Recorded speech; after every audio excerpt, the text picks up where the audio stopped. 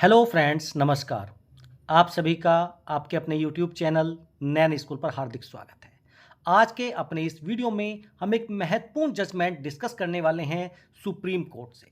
Disability pension policy पर supreme court का ऐतिहासिक आदेश। ये आदेश क्या है और उस आदेश के आधार पर जो सुप्रीम कोर्ट में अटॉर्नी जनरल साहब थे उन्होंने क्या कहा, वो बात बहुत ज़्यादा महत्वपूर्ण है हमारे सभी पेंशनर्स के लिए। पॉलिसी में बदलाव करे सरकार। सुप्रीम कोर्ट ने कहा कि जो आपकी डिसेबिलिटी पेंशन पॉलिसी है आप उसमें बदलाव कीजिए, क्योंकि जो आदमी 15-20 साल सर्विस करके आता है, कभी सियाचिन रहा कभी कहीं रहा, आप उनको कोर्ट में घसीट रहे हैं। इस पॉलिसी में बदलाव करने की ज़रूरत है ताकि ये सारी चीज़ें सुनिश्चित हो सकें कि देखिए ना तो इसका दुरुपयोग हो और दोनों ही एंगल से सोचा जा सके कि डिसेबिलिटी पेंशन जो दी जा रही है वो कोई खैरात नहीं है। तो ये फैसला बहुत ज़्यादा ऐतिहासिक है जिसके बारे में विस्तार से हम चर्चा करेंगे।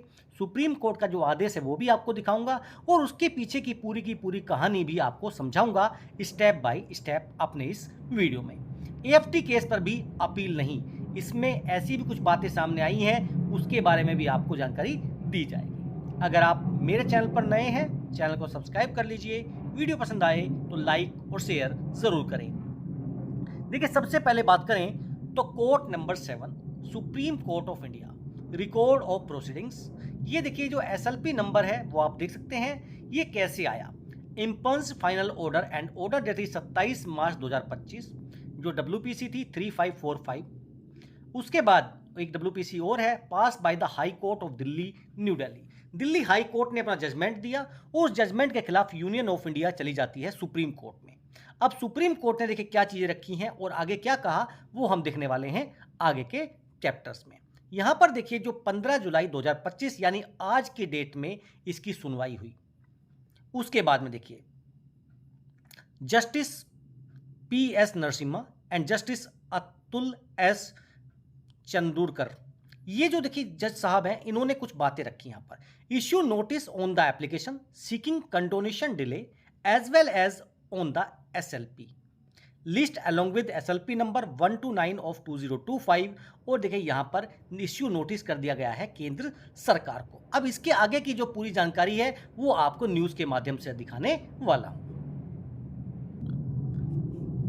आप यहां पर देख सकते हैं, consider revising disability pension policy for ex army man to prevent misuse through belated claim. Supreme court tells union, पूर्व सैन्य कर्मियों के लिए विकलांगता पेंशन नीति में संशोधन पर विचार करें ताकि जो विलंबित दावों के माध्यम से दुरुपयोग को रोका जा सके। सुप्रीम कोर्ट ने केंद्र से कहा है यहाँ पर। और देखिए दोनों जज साहब हैं जो आप इस फोटो में देख पा रहे हैं।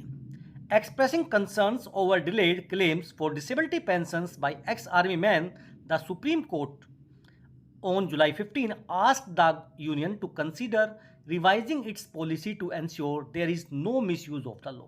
कि देखिए आप अपनी पॉलिसी को दोबारा से पुनर्विचार करें, उस पर रिवीजन करें। The bench of justice P S Narasimha and justice A S Chandurkar was hearing a plea of the union challenging the Delhi High Court order, which in a batch of petitions upheld the orders of the AFT, which granted disability pension to ex-army man। देखिए AFT में case चला जहां पर उन्होंने ex service man जो थे हमारे उनको डिसेबिलिटी पेंशन ग्रांट कर दिया गया। फिर दिल्ली हाई कोर्ट में दिया, उसके भी फैसले के खिलाफ अब सुप्रीम कोर्ट में पहुंच जाती है यहाँ पर केंद्र सरकार। Justice Narasimha inform that S G Tushar Mehta, उन्होंने कहा appearing for the union that the attorney general has already been asked to look into the present disability pension policy. अब देखिए जो एस जी मेहता तुषार मेहता साहब थे वो आज यहाँ पर डील कर रहे थे।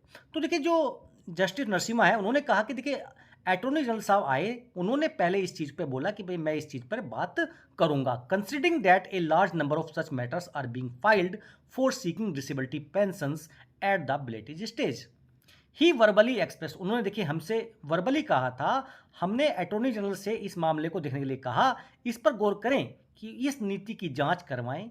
ऐसा क्यों है कि इतने सारे लोग आ रहे हैं और ये चीज़ें हो रही हैं, 15-20 साल बाद वे आ रहे हैं, यह नीति का दुरुपयोग है। देखिए उन्होंने ये सारी चीज़ें कही जो अटॉर्नी जनरल साहब ने वहाँ पर रखी थी। However he further added that in even in fresh cases the government ends up challenging the AFT decisions दस नेसेसिटेटिंग द पॉलिसी रिव्यू। कि देखिए जो AFT इतने सारे जजमेंट दे रही है, अब उनके खिलाफ आप आगे चले जा रहे हैं, उनको चैलेंज कर रहे हैं, तो देखिए पॉलिसी रिव्यू की ज़रूरत यहाँ पर दिखाई दे रही है। हालांकि उन्होंने आगे कहा कि नए मामलों में भी सरकार AFT के निर्णय को चुनौती देती है, जिसमें नीति समीक्षा की आवश्यकता पड़ती है, यानी पॉलिसी रिव्यू बहुत ज़्यादा महत्वपूर्ण हो जाता है।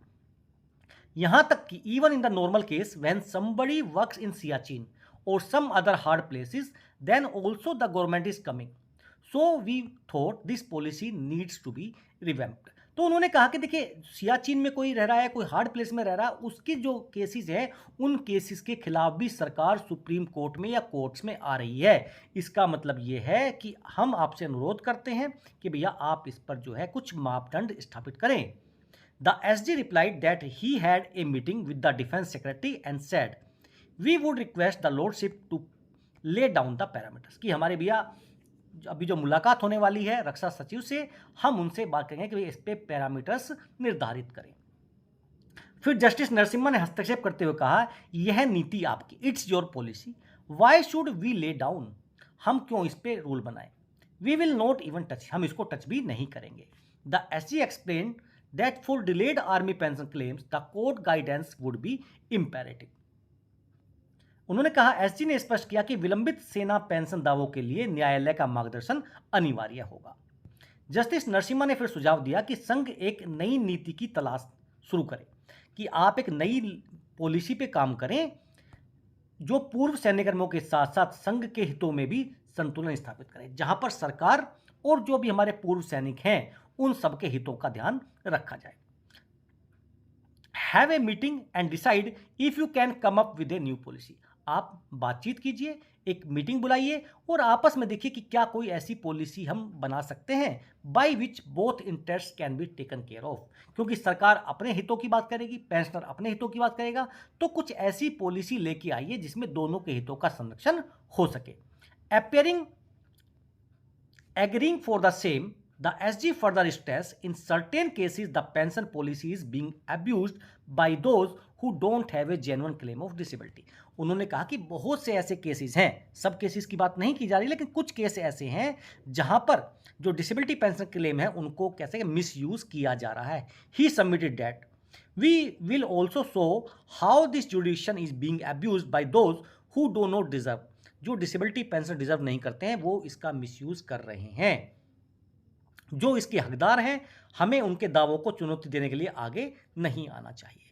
Those who deserve we should not come, a substantial part of the defence budgets goes into this and these all are generated litigations.